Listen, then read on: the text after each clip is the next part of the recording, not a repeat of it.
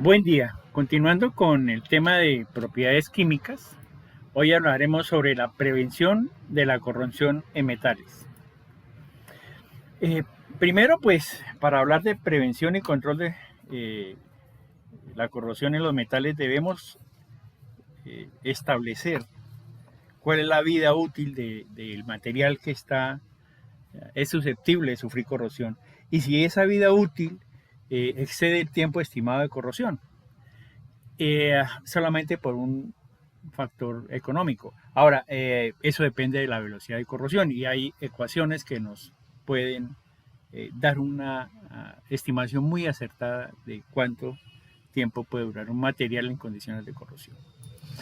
Debe partir, sí, a pesar de todo esto, se debe, el material va a estar expuesto a un tiempo mayor a la corrosión que el que va a ser su vida útil. Entonces, vamos a necesitar distintas etapas para analizar este tema. La primera es desde el diseño y hacer un adecuado diseño de ingeniería. Si ese diseño pues contempla además una selección de los materiales más idóneos, eh, materiales que soporten las condiciones de corrosión. Si aún eso no es suficiente, se consideran algunos tipos de protección como recubrimientos o adecuar el ambiente o al final una protección catódica o anódica.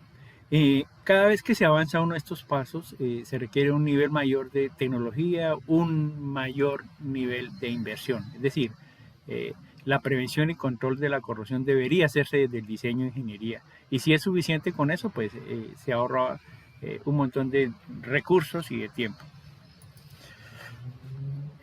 El diseño de ingeniería, lo primero que se va a hacer es ver las dimensiones. Ya hablando de la vida útil del material, pues un material de mayor espesor eh, soportará un mayor tiempo la exposición a la corrosión. Y eventualmente, si esa vida útil es suficiente, pues no habrá que hacer mayores inversiones. Enseguida, pues cualquier infraestructura realizada con metal necesita seguramente sistemas de unión o ensamble. Hay que analizar si se utiliza la soldadura, si se utiliza remaches o algún otro tipo de unión mecánica. En el caso de la soldadura, debemos pensar pues en el agrietamiento, ya sea por esfuerzos o ya sea porque la microestructura del material se ve afectada y consecuentemente es mayor la susceptibilidad a la corrosión. La imagen nos muestra lo que sucede cuando se utilizan tornillos eventualmente de acero sobre aluminio. Entonces, el índice óxido sobre metal nos indica que cuando hay una diferencia en el potencial de corrosión, uno de los dos se va a corroer, en este caso el aluminio, que será la lámina. Las soldaduras son una fuente normal de corrosión. En las partes de unión entre la soldadura y el metal que está expuesto a condiciones de oxidación, ya sea por ambientes, o sea por exposición a humedad u oxígeno, normalmente se presenta la corrosión en esas zonas. Hay que verificar y realizar las debidas protecciones en ese tipo de situaciones. Y seleccionar remaches y sistemas de unión adecuados en los cuales tengan un parecido o un nivel de potencial de corrosión parecido para que esas diferencias no causen celdas electroquímicas. Si hablamos de corrosión galvánica, lo ideal sería buscar metales si están en contacto con un similar potencial de corrosión o el uso de arandelas metálicas para para evitar el contacto físico entre los dos. Al final, lo que se debe buscar es que no se encuentren esos tres elementos. Un metal que sea anódico con un metal que sea catódico y con un electrolito. ¿Cómo se puede hacer? Hay distintas técnicas. Uno, una barra físicamente, una barra una, un, que nos separe el contacto entre los tres. O utilizar metales con potencial de corrosión similar, o que el electrolito solo esté en contacto con uno de los metales. Esa es la solución electrolítica. O aplicar un revestimiento que nos sirva de barrera entre que evite ese triángulo, se llama, de la corrosión, que está en esos tres: el electrolito, el metal anódico y el metal catódico de contacto. Entonces, cualquiera de esas 4 situaciones es favorable. Aquí se representa el uso de algún tipo de arandelas que evitan el contacto entre los materiales cuando tienen distinto potencial de corrosión. Son las que están representadas en azul. Y, o algún elemento, empaques que podrían limitar ese contacto físico. O sencillamente mantener un ambiente seco sin esos agentes corrosivos. Cuando se presenta corrosión por esfuerzo, se produce normalmente agrietamiento. Entonces, el agrietamiento, para evitar ese agrietamiento, debe evitarse deformación física, esfuerzos, que haya fricción entre distintos materiales, o que se presente la fatiga, y mucho más si el ambiente es corrosivo. Entonces, sencillamente una mejor estructuración en la parte de diseño de ingeniería nos facilita esto. La triangulación, que es un método normal en estructuras de ingeniería, limitan las flexiones, por ejemplo, y eso limita también la falla por fatiga. Y la fatiga pues nos produce microfisuras por los cuales se generan ambientes corrosivos. Otro ejemplo es esto es una estructura que está sometida a fuerzas de compresión, eventualmente algún tipo de fatiga, oscilación. Es sencillamente estructurarla de una mejor manera y se asegura la eliminación de corrosión por esfuerzo. También en la parte de diseño de ingeniería, pues cuando hay elementos corrosivos, deben eliminarse. Por ejemplo, en muchas operaciones industriales se utilizan soluciones con soda cáustica o con algunos tipos de ácidos por la naturaleza de los procesos. Pues hay que eliminar ese estancamiento de esos elementos que eventualmente causen corrosión en uniones, en soldaduras o en los mismos materiales a los que se ve expuesto. Esto es un ejemplo. Lo que se hace aquí es un equipo que eventualmente va a estar constantemente con ese tipo de soluciones que producen corrosión. Entonces, lo que se debe hacer es facilitar la limpieza y el drenaje de todas estas partes para que su vida útil sea mayor. Cuando hay corrosión por erosión, y sobre todo cuando hay flujo, ya sea de gases o de líquidos, se producen distintos efectos. Uno de ellos es la turbulencia.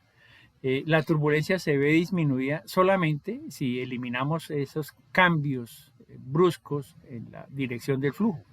Entonces, el solo uso de una tubería con una circunferencia de mayor diámetro nos disminuye los efectos tanto de corrosión como debido al flujo, al impacto que tiene el flujo sobre el material, o a efectos de ese tipo, toda la parte de producción de burbujas, aire, etc. Entonces, o una sencilla solución sería disminuir la velocidad de flujo cuando hay corrosión por algún tipo de estos elementos. Cuando estos cambios de dirección se suceden en los flujos, pues porque, no sé, se cambia de nivel, por ejemplo. Entonces es mejor utilizar ángulos mayores, no hacer ángulos rectos, sino ángulos mucho mayores. El ángulo, la sola variación en el ángulo disminuye el efecto de la turbulencia o de la cavitación en el interior del material. Y otra recomendación pues es, en lugar de utilizar dobleces que nos causan tensiones y nos causan efectos electroquímicos, celdas galvánicas, utilizar piezas deformadas previamente. Entonces, en lugar de tomar una tubería y doblarla, colocar codos. De por sí los codos normalmente son hechos, si estamos hablando de tuberías, estas tuberías normalmente son de acero y estos codos normalmente son de fundición de hierro, mucho más resistentes a estas fuerzas abrasivas. Si eventualmente estamos expuestos a, a la corrosión por algún agente químico, en el caso de que vimos acá, por ejemplo, una buena solución es que esas piezas de recambio que son normalmente susceptibles como rodamientos en las bombas de succión, entonces sean de fácil recambio, facilitar la sustitución de esos elementos. Entonces, esta bomba que aquí cumple una función de drenar elementos corrosivos, al final puede sufrir corrosión y sufrirá seguramente. Entonces, una de las metodologías es utilizar materiales poliméricos o cerámicos en lugar de metales en los rodamientos, o dos, si es inevitable o por costo, entonces colocar esos elementos de fácil sustitución. Aquí en un sistema de drenaje también esa bomba, pues es muy fácil cambiar, la cuestión que no pasa en nuestro primer ejemplo. Luego un diseño adecuado de ingeniería viene una selección de materiales, entonces depende del ambiente básicamente. Si las condiciones o del ambiente o de los flujos o de los elementos que se están utilizando, ya sean materias primas, ya sean reactivos que se utilizan en los sistemas de producción, entonces, por ejemplo, en este primer caso, si son condiciones reductoras, es decir, donde hay soluciones acuosas y no hay soluciones ácidas y hay poco aire, o son soluciones acuosas o hay abundancia de hidrógeno, por ejemplo, en atmósferas que tienen amonio, metano, soda cáustica, hidróxido de potasio. Entonces, en esos casos deben utilizarse aleaciones de níquel y cobre, es decir, estos metales soportan mucho mejor estas condiciones reductoras. Si las condiciones son oxidantes como dióxido de carbono, agua, gases o vapores nitrógenos o condiciones combinadas entre agua y nitrógeno, deberían utilizarse aleaciones con cromo. El acero inoxidable es una excelente opción. Y si hay condiciones de oxidación extrema, ácidos en ambientes con unas condiciones oxidantes críticas, o como el ácido sulfúrico, como el ácido clorhídrico, nítrico o un fluorhídrico, entonces deberían utilizarse metales con aleaciones de titanio. Aquí tenemos un listado de si hay un compuesto químico, cuál es el material recomendado, además de los anteriores. Soda cáustica, ácido nítrico, agua destilada, etc. Estos serían los mejores materiales, los que tienen mejor comportamiento para ese tipo de agentes corrosivos. El paso siguiente es aplicar recubrimientos, y hay recubrimientos de todo tipo, metálicos. Esos recubrimientos metálicos, lo que se busca es que los materiales, por su distinta potencial de corrosión, electronegatividad, etcétera, sean el que esté más expuesto, sea el que resiste mejor la corrosión. Entonces, por ejemplo, la electrodeposición, recubrimientos galvánicos de estaño sobre acero, o las muy utilizadas láminas de zinc, que es acero que se sumerge en zinc en fase líquida, o varias capas que se utilizan, por ejemplo, eso es una típica recubrimiento que se utiliza sobre el acero en los boceles de los automóviles. Primero un recubrimiento de cobre para aumentar la conductividad, un recubrimiento de níquel para aumentar la resistencia química, y un recubrimiento de cromo para aumentar la dureza sobre la superficie. Entonces esto en materiales que están muy expuestos a efectos críticos de esfuerzo mecánico y corrosión, como una defensa de un automóvil es una buena solución, o acero inoxidable sobre acero, o el Alclad, que es acero inoxidable sobre aluminio. Cualquiera de esas opciones es interesante. Aquí vemos, por ejemplo, el efecto que tiene el zinc, y se alcanza a ver la lámina corroída ya en los principios, en las aristas, y ya explicaremos por qué suceden las aristas. Aquí está con un nivel menor de corrosión, y lo que se sucede es que el ambiente ha atacado el zinc, es lo que primero corroe, y posteriormente empezará la corrosión del acero. Aquí vemos otro proceso, este es por inmersión, este es por galvanizado. Entonces esto sería el acero, una lámina recubierta, por ejemplo, de estaño por electrodeposición, y eventualmente algún tipo de pintura para hacer una protección aún mayor.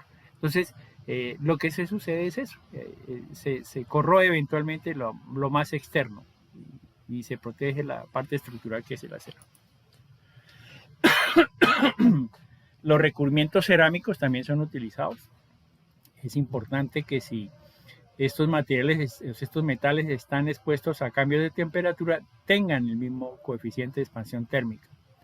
Caso de porcelana sobre vidrio o vidrio sobre acero, muy utilizados en elementos domésticos, donde el metal tiene algún recubrimiento cerámico, o en productos industriales, esto es óxido de silicio sobre bronce, que aumenta radicalmente la resistencia a la corrosión. También hay recubrimientos poliméricos, barnices, pinturas, y los mismos polímeros o combinación de ellos mismos, ya sean de origen orgánico o sintético. Entonces aquí hay una protección química, pues por el efecto que se crea esa barrera ante el agente químico o el agente corrosivo, y mecánica porque se aumenta el espesor de la película, y además no hay posibilidades de agrietamiento exterior en las capas. Es una excelente opción. Aquí tenemos metal con algunos tipos de recubrimiento. Aquí hay una combinación de recubrimientos metálicos y pinturas poliméricas hasta un acabado final. Varias capas. Esto se utiliza mucho, por ejemplo, en los vehículos.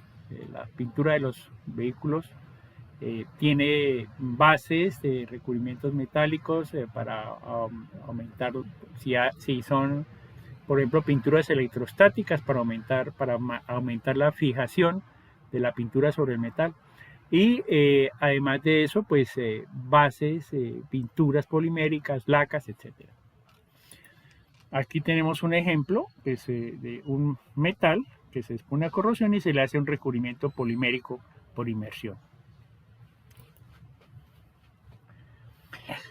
Si esto no es suficiente, entonces empezaremos a hacer alteraciones en el ambiente, sobre todo cuando esto se ve expuesto a atmósferas o a condiciones químicas.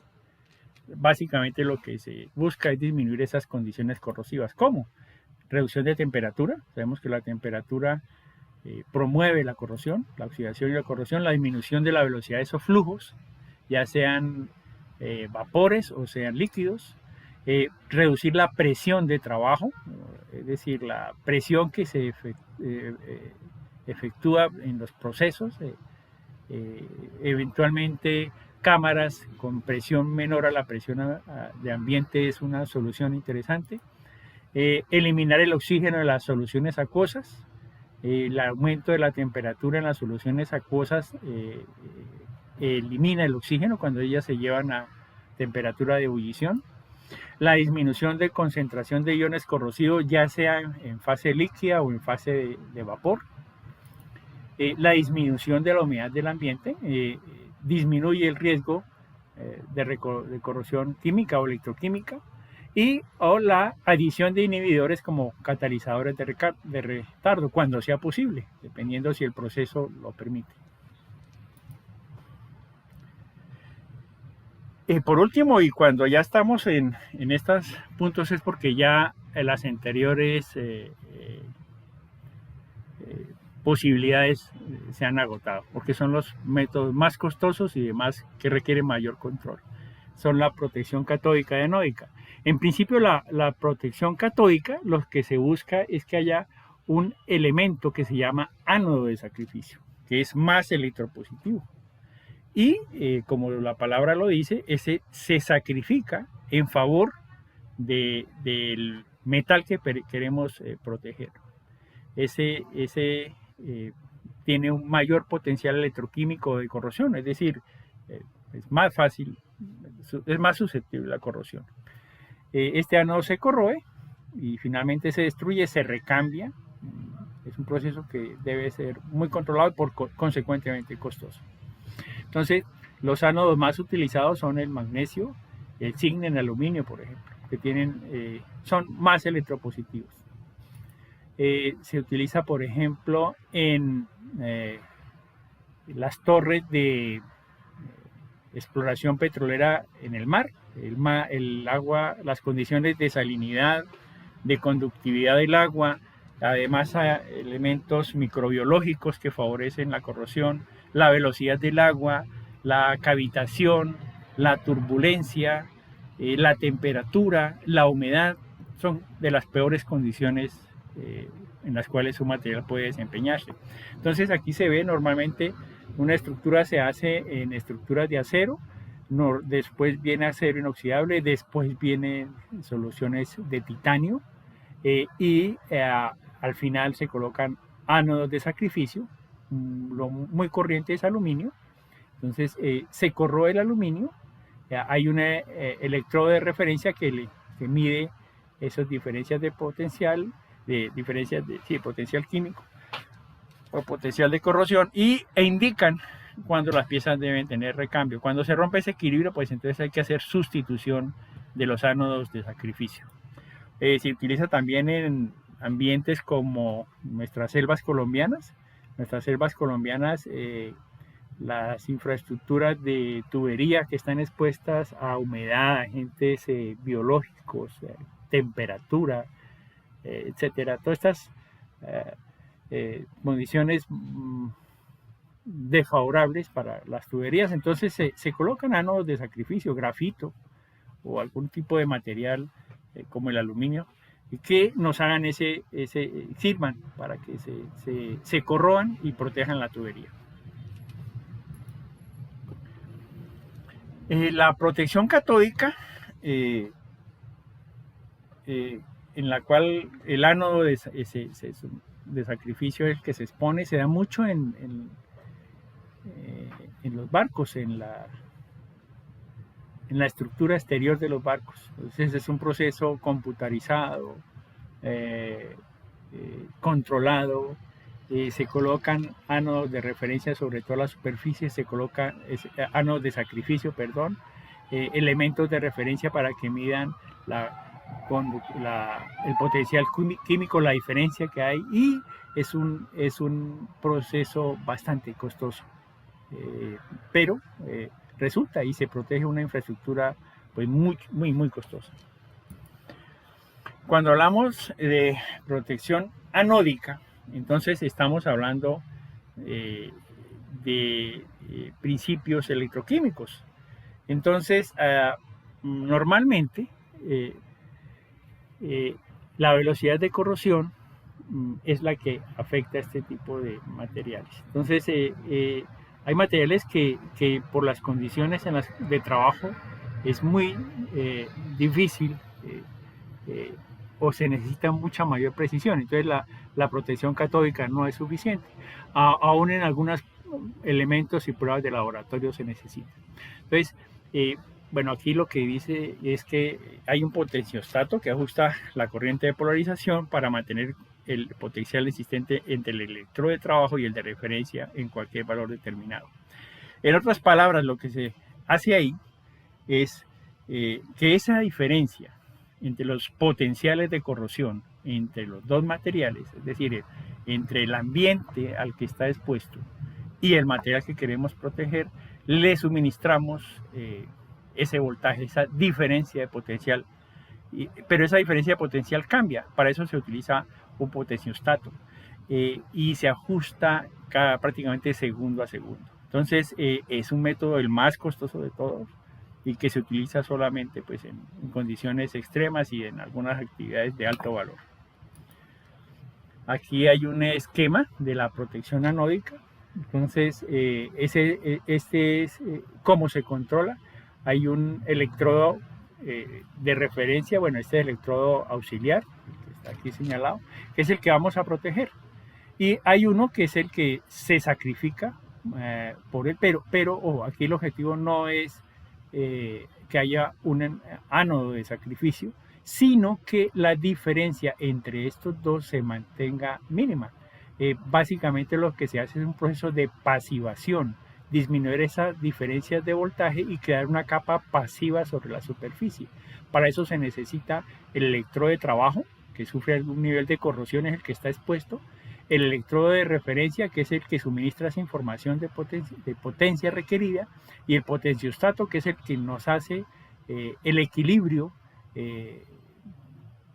en tiempo real entre esas diferencias de potencial. Entonces, lo que al final el efecto es que sobre el electrodo o sobre la pieza que vamos a proteger se está causando un nivel de pasivación. Ahora, esa pasivación se da de distintas maneras. Esta es una. La otra manera en la cual se hace es con el mismo principio y utilizando infraestructura similar, proveer un medio que facilite la pasivación. Algunos electrolitos diluidos siempre, aplicados sobre los materiales, favorecen esa pasivación. Sobre los aceros, el ácido sulfúrico; sobre los aceros inoxidables, el ácido fosfórico; sobre níquel, ácido nítrico, muy diluido obviamente; nitratos en general para las aleaciones de níquel; en aleaciones de titanio, soluciones amoniacales, ácidos orgánicos o soluciones cáusticas; sobre silicio, nitruros de silicio, dióxidos de silicio o dióxidos de titanio; y sobre soluciones de aluminio, soluciones diluidas de ácido nítrico, peróxido de hidrógeno y con soluciones alternadas de agua ionizada. Estos medios, disoluciones de baja concentración aplicados sobre los metales, crean condiciones de pasivación. Y si además se utiliza una protección anódica, pues la vida útil del metal se ve aumentada radicalmente. Bueno, pues esas son las técnicas utilizadas en la ingeniería de los materiales y en particular para los metales, para protegerlos de su corrosión y para prevenir la corrosión. Muchas gracias.